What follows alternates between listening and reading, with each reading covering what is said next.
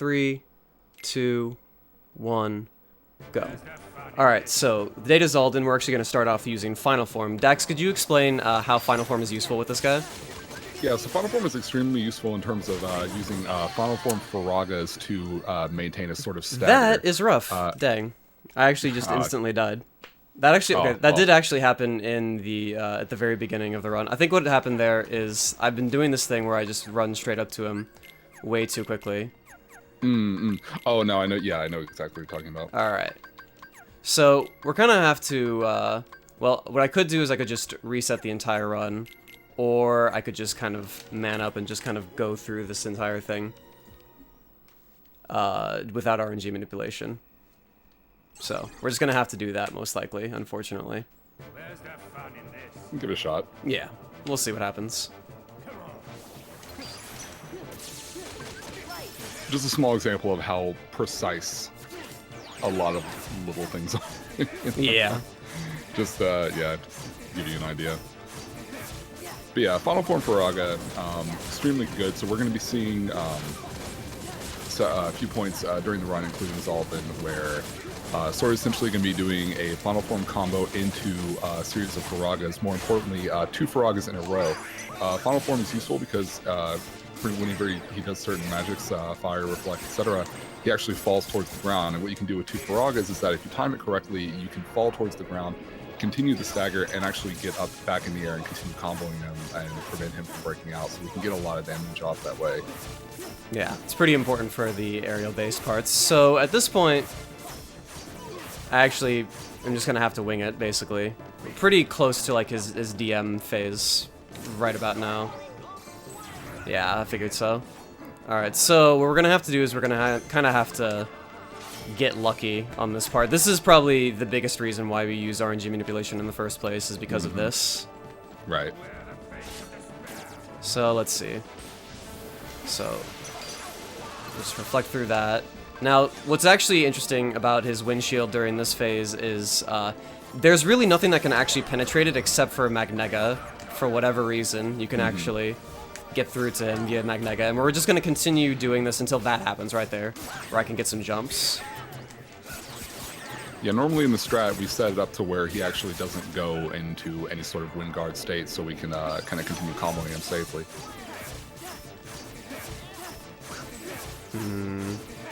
I want to get Final Form, but this is going to be a little bit difficult.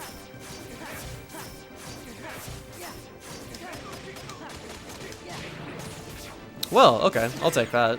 That works. I think with this Reflect, we actually should be able to... Well, okay. This is going to be... something. That's what this is going to be. I'm thinking damage.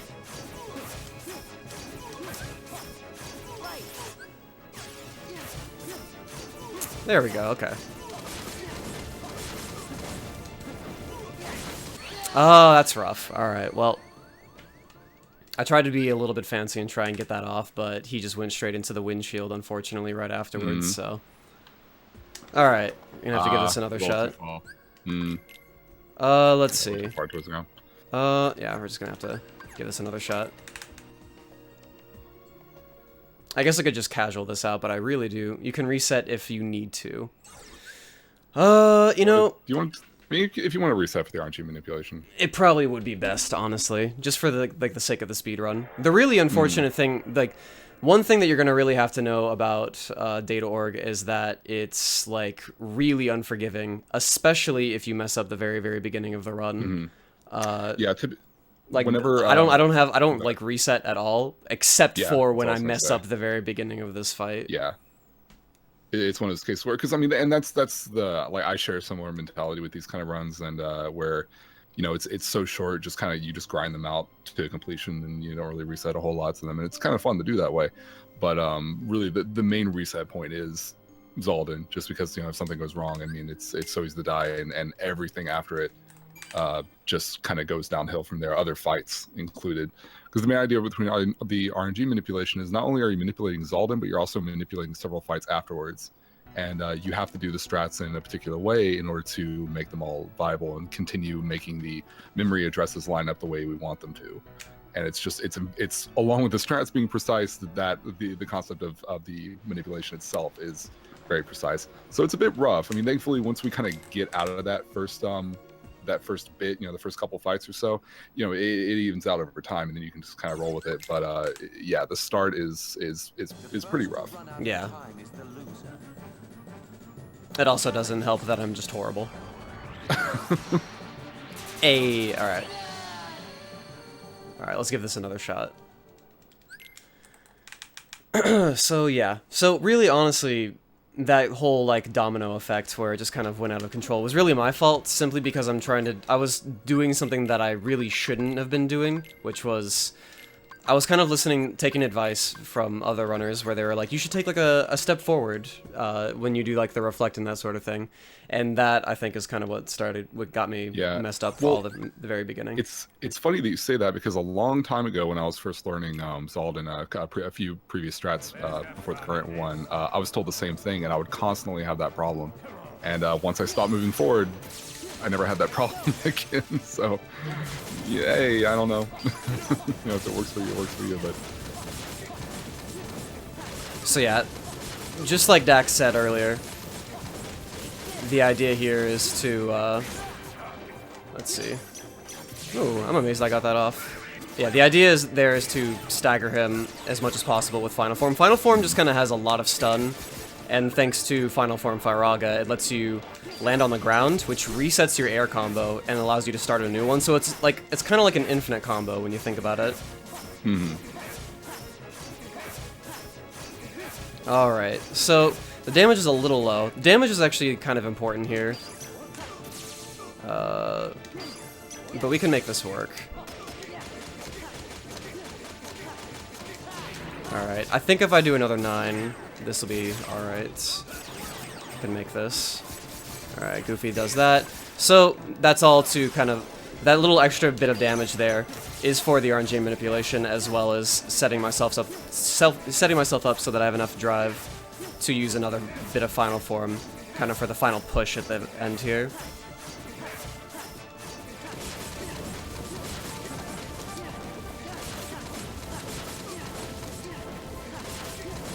And it's pretty much more of the same.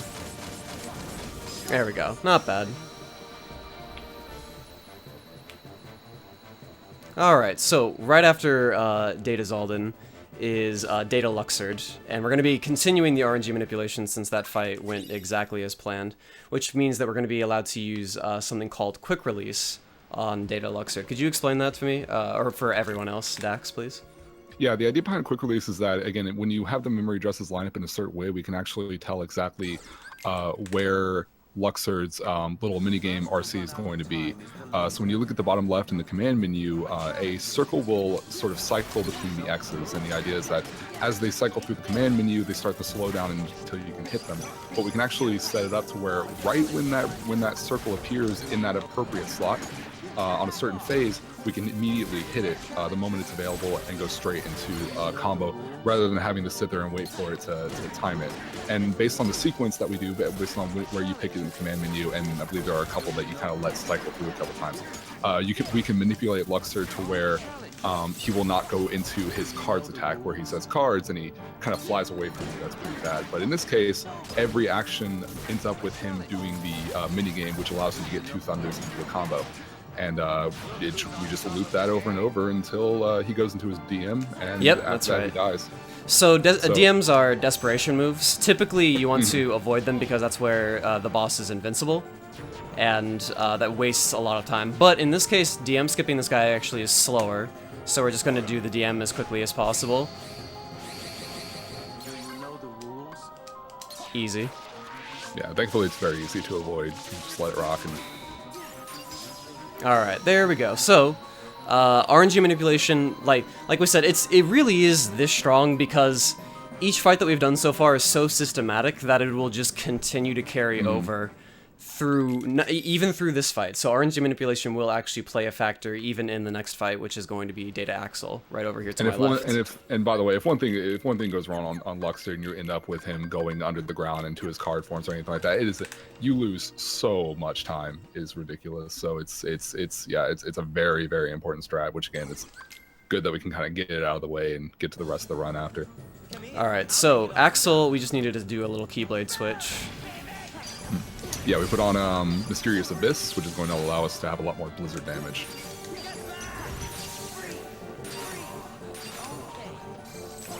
Yeah, much of this strat involves a very particular sequence of Blizzards and Reflects.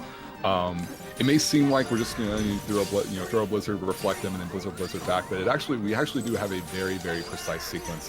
One of the hardest ones being at the beginning when Axel is circling around the room, because you have a very small amount of time to actually hit him during that point. So yeah, so the sequence does kind of vary a little bit. The general idea is that like what BB's doing. He's doing a Blizzard as he's coming at him, reflecting, and then Blizzarding back at him. But there are a couple points where we kind of change the amount of Blizzard finishers that we do.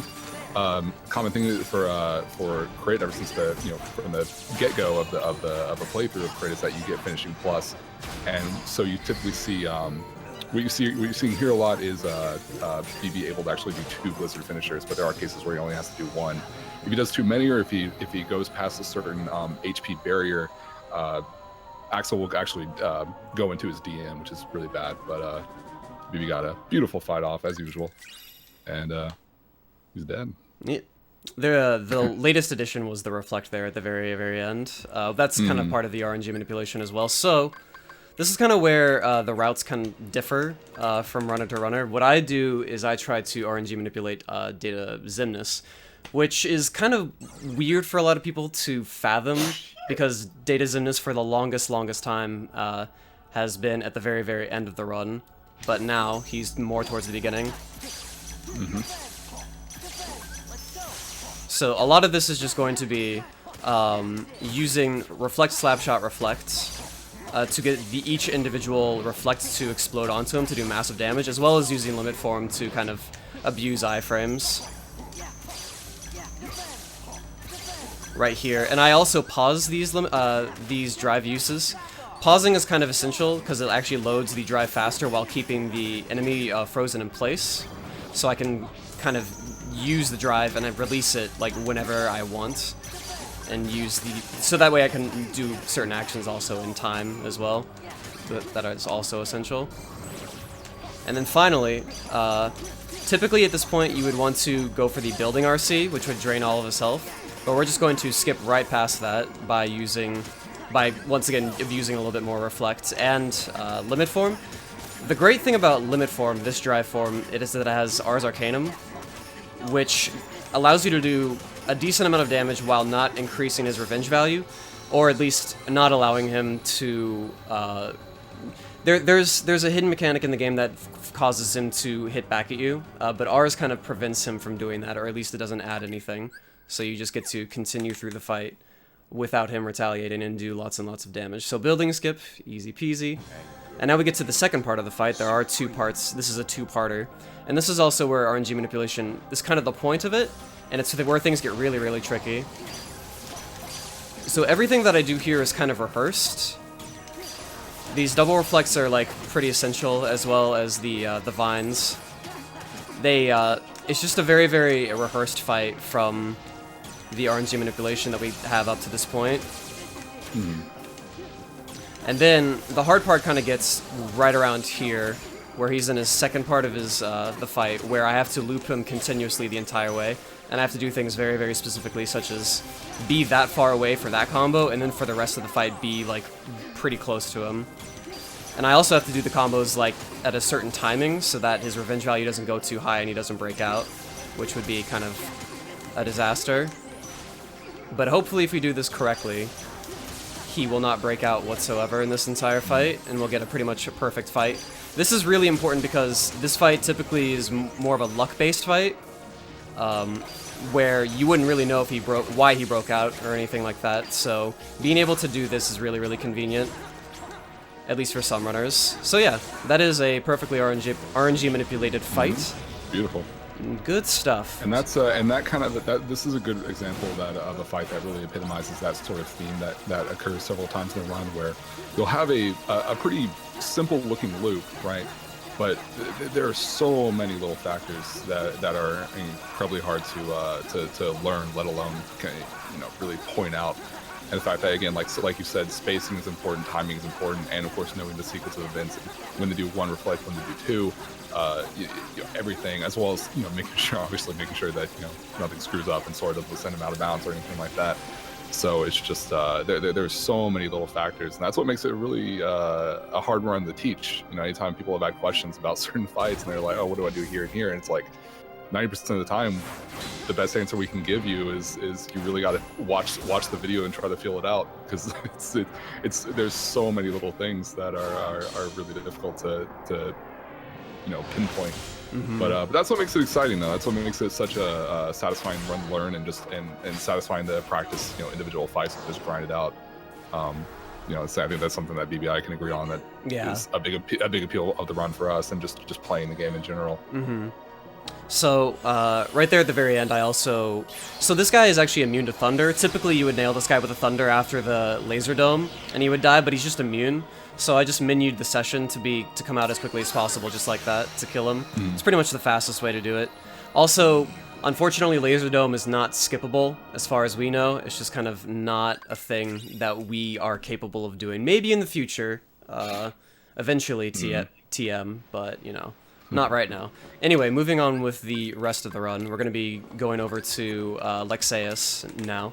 And this is going to be more of the, reflect, slapshot, reflect sort of style that we were doing with Xemnas earlier.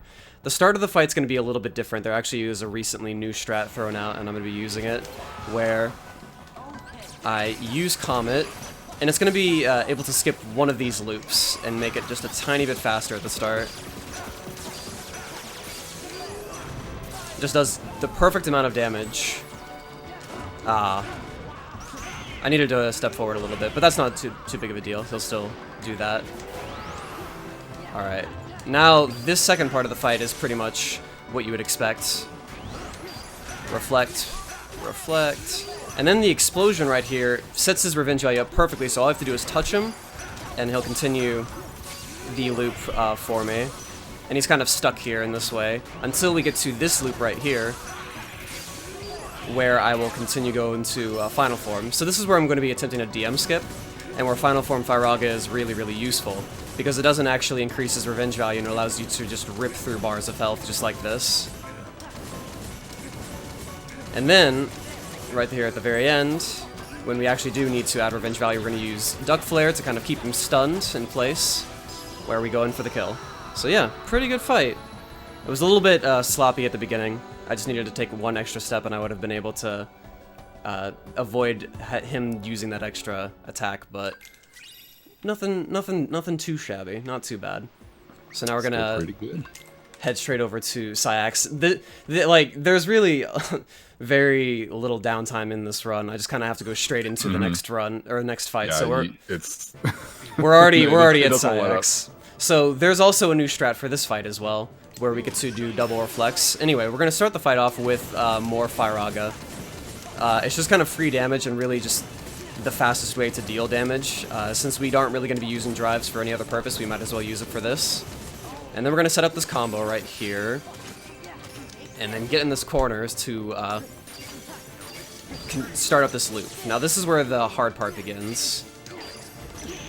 I have to time that pretty precisely in order to get the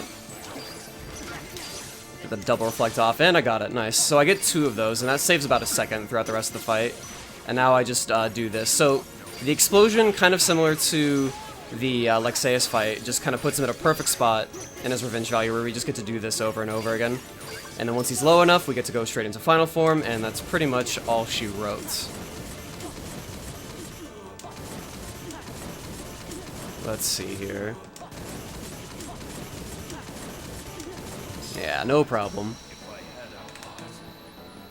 So yeah, pretty good so far. Next up is going to be Larxene. Now Larxene's going to be a real spectacle, especially if I can get it right. Don't blink. Yeah, don't keep your eye on her health. It's really important that you keep your eye on her health, because it's gonna go. This is the fastest fight in the entire run. It's about a 40-second fight. It's gonna be real fast, and you're not really gonna see it coming. Yeah. So here we go. The beginning is the hardest part. Nice. All right, get that double reflect off. get myself set up, get in all the damages as I can, but I died. It's alright. I needed to get a little bit farther away from her, but that's not that big of a deal. It's a pretty quick death, so we can just get right back into the fight and give it another shot.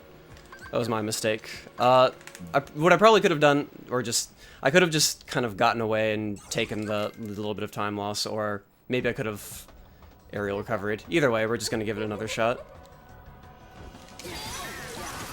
There we go, got the double reflect at the start again. Alright, I'm going to be a little bit safe this time and not get the extra reflect.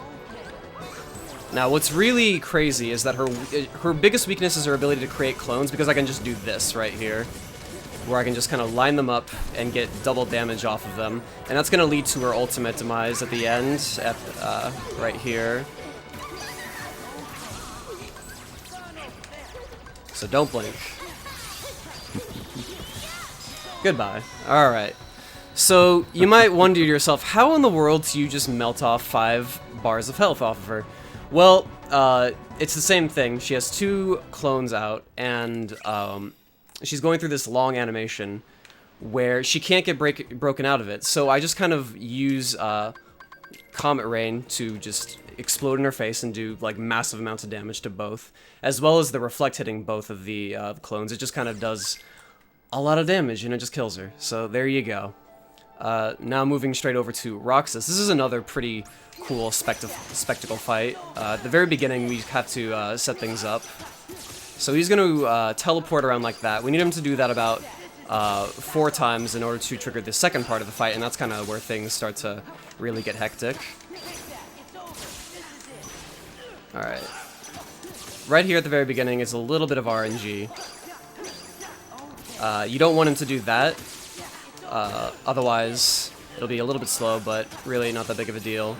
And then we get to the second part of the fight where I get to steal his Keyblades, but I was a little bit too slow and I was explaining stuff, so I kind of dropped the ball on that. I'm gonna claim that I was Johnning there and I was just being plain bad, but we're gonna give it another shot anyway. Let's see. There we go. All right, let's get right back into this. To be fair, the timing is pretty that was the farthest that was the farthest one away from me, and it was just kind of like, you get, if you're not paying attention, you just get murked off of that. So we're gonna give this another shot. All right, let's see here.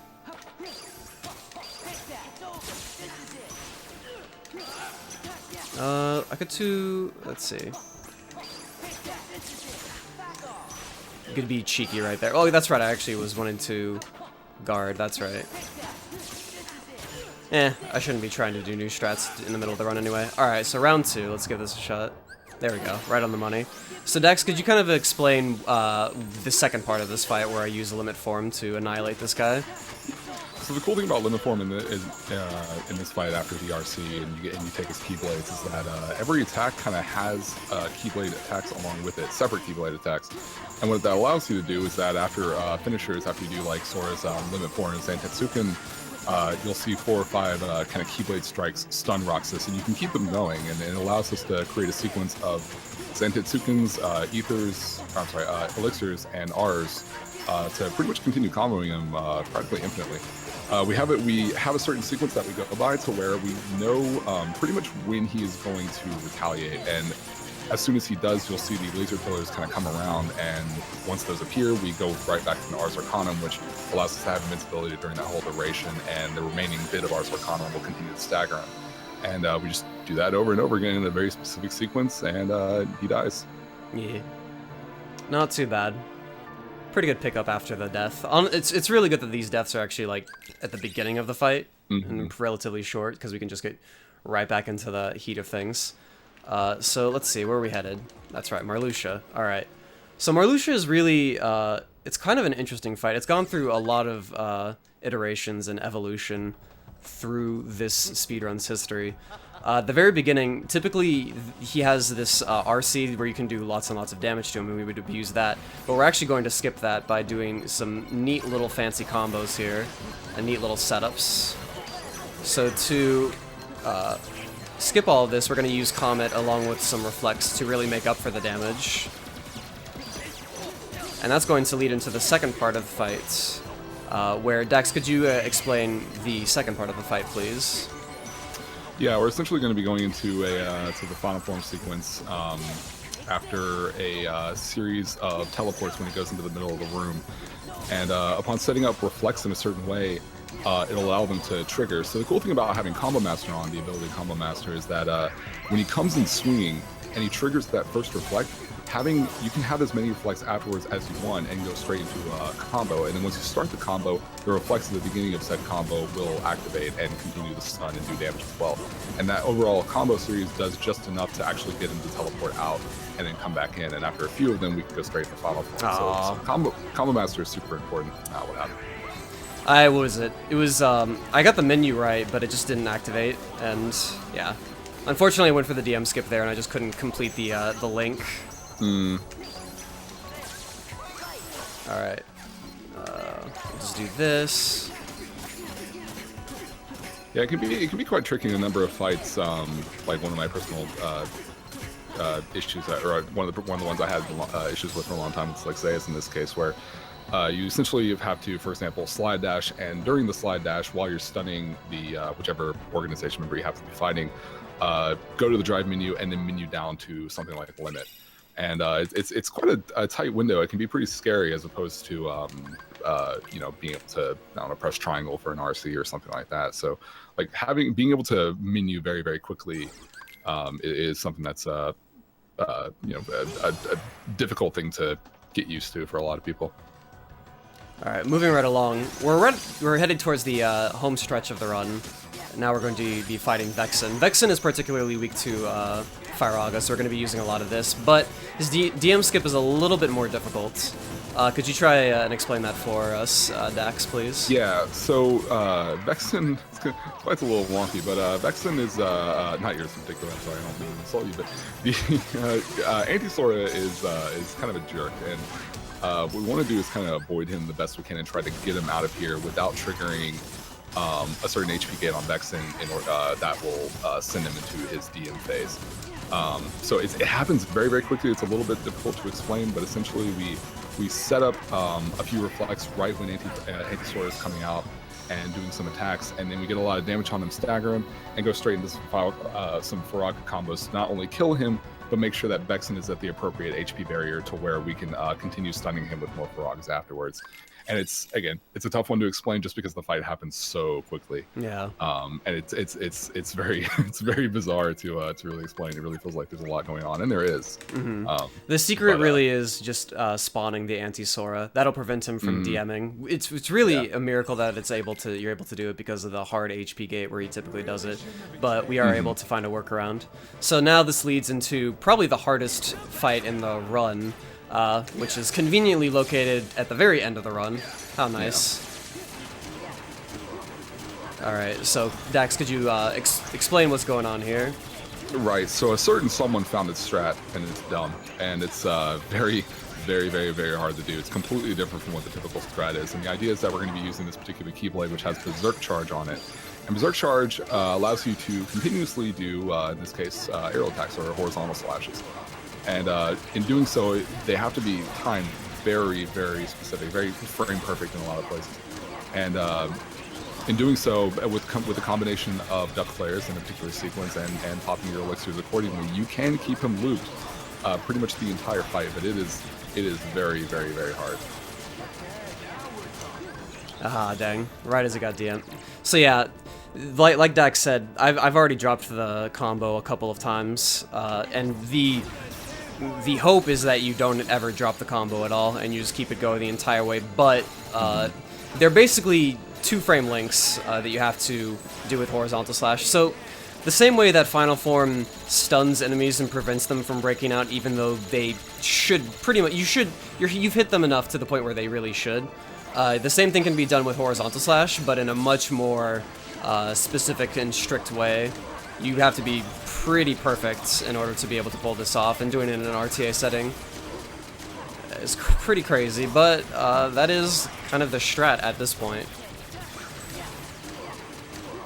Yeah, again, very, very different from what the, I guess, the more commonly used strat is, which involves a number of sequences of Duck Flare's final form, Faraga's, and a few other things. But yeah, it's hard. Yeah. I had to go in there for a little while. It's a bit difficult. I usually use like audio cues, and it's like it is one of the more difficult things in the world to do. But I did want people like to at least try and understand what was going on. So moving on from that fight, the hardest fight in the run, we're gonna go on to probably the easiest fight in the run, the easier fights in the run as the last two. Starting off with Zexion. So this is a fight that really pretty much everyone can do at home, as long as you set up Relentless Attack, Goofy Tornado, and you have Bond of Flame and Final Form all the way maxed out. You can pretty much do this. So all you have to do is break open Donald and Goofy from their books at the very, very start, and then go into Final Form, and do some combos. Make sure that you don't use the finisher. The finisher, ironically enough, I don't really know why, but it just it adds revenge value while the rest of it just doesn't. It's interesting, but it is incredibly useful. And then from here, you just have to Firaga stunlock him, again, not using finishers. And Donald and Goofy will kind of do the work for you. Relentless Attack has this really, really interesting effect where when Zexion is getting hit by them, your Firagas aren't actually increasing his revenge value at all, so you can just continue to do that until you build up enough drive to where you can get back into Final Form and then basically burn him alive. And that's the fight. It's pretty fast and easily the most simple fight to explain and understand. A fight that you at home and with your own 2.5 and PS3 would be able to do without too much work, without too much to do. So that leads us into the last fight in the run, which is Demyx. Go ahead, Dax, if you wanted to. Well, I was just going to say that for those who didn't know, I mean, there's an entire book world that we do not get to see. Yeah, we did just skip a universe. There's a whole nother fight within that fight that you don't have to do, which I think is the most convenient thing. Alright. And that leads into Demyx, where we actually use a very rarely seen form, Wisdom Form. We use this form simply because of how efficient it is. Now, Final Form obviously is the one that deals the most damage with Firaga, but Wisdom Form is more efficient with how it uses its drive gauge. Each Firaga uses very, very little of the drive gauge, and we need that efficiency in order to take out these clones. And it also deals quite a bit of damage, pretty much similar damage to Final Form, without using as much drive. We just need some assistance with Goofy later on, so we're just going to get through these clones here at the very, very beginning. Funny enough, this is the last fight in the run, and it is maybe one of the most RNG-dependent fights, but, you know, it does make things maybe a little bit more interesting in some people's eyes. Alright, so now what we're going to do here is stun this guy a couple of times. That's going to lead him right over here to this corner. This corner is kind of the, it's a big deal, and there we go. So Goofy's using Goofy Tornado, and that allows us to use our finisher pretty much freely without him breaking out. It's an interesting thing. The Relentless Attack is kind of the reason why it's happening, once again. So we need him in this corner so that when he goes into the second part of his DM, at the very, very end, the clones are going to be coming from... Demyx is the source of the clones, so you want the clones to be basically trapped in this corner, and it makes it really, really easy to manage, because earlier on, Demyx was in the center of the arena and we had to chase them all down, but because they're all in this corner, we can just destroy them as they come out, and there's really nowhere for them to escape, and that makes things very, very efficient. And that kind of leads us into the very, very end here, where we just use, again, more Wisdom Form. Shoutouts to Splix. He hates FPS mode, so we're going to just use it. Yeah, we are now playing GoldenEye. These are lag reduction strats. This is definitely how you speed game. And time is coming up here in just a second. And... time. Not too bad. Alright, 2802.